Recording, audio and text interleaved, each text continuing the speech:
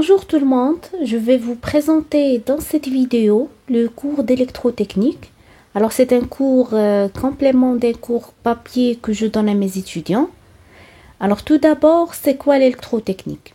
Alors l'électrotechnique, c'est la concaténation de deux mots, électrique et technique. Donc c'est-à-dire l'étude des applications techniques de l'électricité et qui travaille souvent avec le courant fort. On peut dire que l'électrotechnique, c'est une discipline qui est indispensable dans la filière du génie électrique, car cette dernière, il est souvent liée au courant fort et aussi ça concerne principalement la production, le transport et la distribution de l'énergie électrique. On commence par vous présenter la production de l'énergie électrique. Donc, c'est quoi un système de production de l'énergie électrique? C'est un processus de conversion d'une forme d'énergie en électricité. Et cela, on les trouve où? On les trouve dans les centrales électriques. Alors, ces centrales électriques, ce sont des sites industriels dédiés normalement à cette conversion. Alors, l'électricité générée est ensuite distribuée via le réseau électrique pour alimenter les consommateurs. Il existe deux types de consommateurs, les particuliers et les industriels. Et cela, bien sûr, dans les différentes zones au Maroc. Alors, un système de production, il est constitué de deux éléments principaux. Alors, la turbine et l'alternateur. Alors, c'est quoi le rôle de la turbine? La turbine est un dispositif qui produit de l'énergie mécanique. Donc, c'est une énergie cinétique circulaire. Et l'alternateur, c'est un dispositif qui produit de l'énergie électrique à partir d'une énergie mécanique. C'est-à-dire, l'alternateur, il permet la conversion d'une énergie mécanique en une énergie électrique. Alors, comment fonctionne l'alternateur? Ou bien, tout d'abord, c'est quoi un alternateur? L'alternateur, c'est une machine qui fonctionne en mode génératrice. Donc, je vais vous donner, ou bien vous présenter les machines électriques. Alors, les machines électriques se divisent généralement en deux catégories. Donc, machines électriques, alors, se divisent en deux catégories. On trouve les machines statiques et les machines tournantes.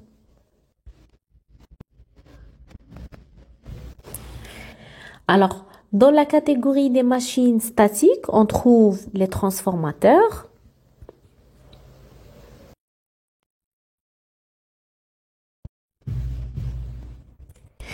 et les convertisseurs.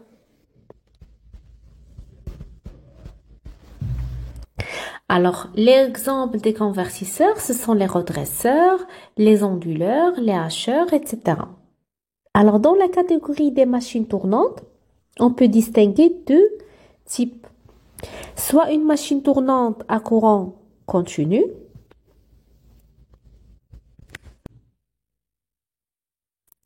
ou bien une machine tournante à courant alternatif.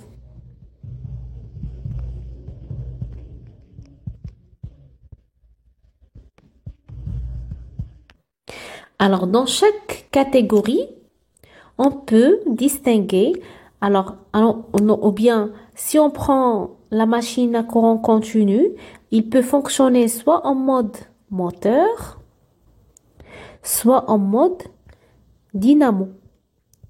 Alors, le mode moteur, c'est généralement, il permet la conversion d'une énergie électrique en une énergie mécanique. Et le mode dynamo, c'est la production de l'énergie électrique à partir d'une énergie mécanique, c'est-à-dire la rotation du moteur, ou bien du rotor. Alors, en ce qui concerne les machines à courant alternatif, on peut distinguer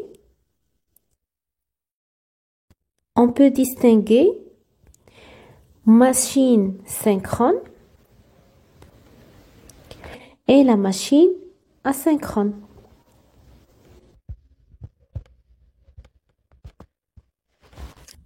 Alors, pour les machines synchrones, il peut fonctionner aussi soit en mode moteur ou bien en mode alternateur.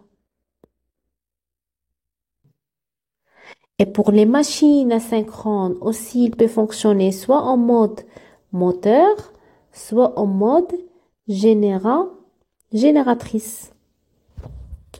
Donc, on peut dire que l'alternateur, c'est une machine synchrone à courant alternatif.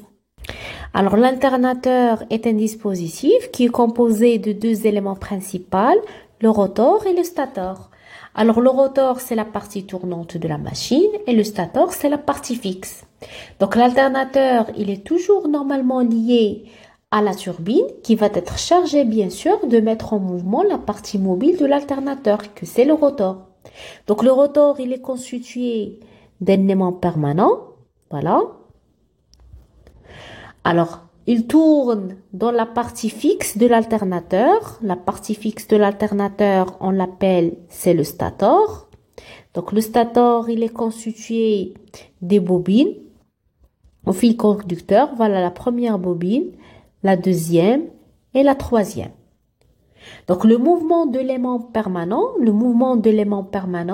dans les bobines va nous donner une énergie électrique. Mais comment? Alors, lorsque l'aimant permanent tourne dans le stator de l'alternateur à travers une surface S, et cela va créer un flux magnétique variable.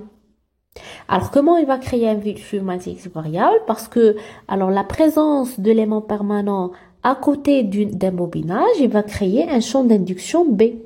Alors, ce champ d'induction B qui va être variable parce que, alors j'ai ici B1, B2, B3 parce que l'aimant permanent tourne. Donc, il tourne dans une surface S et la présence de B et S, il va donner naissance à un flux phi. Et puisque B, il est variable, donc le flux, il est variable. Alors, et d'après la loi de Faraday, cette variation de flux va générer une force électromotrice E qui est égale à moins de 2 phi sur dt.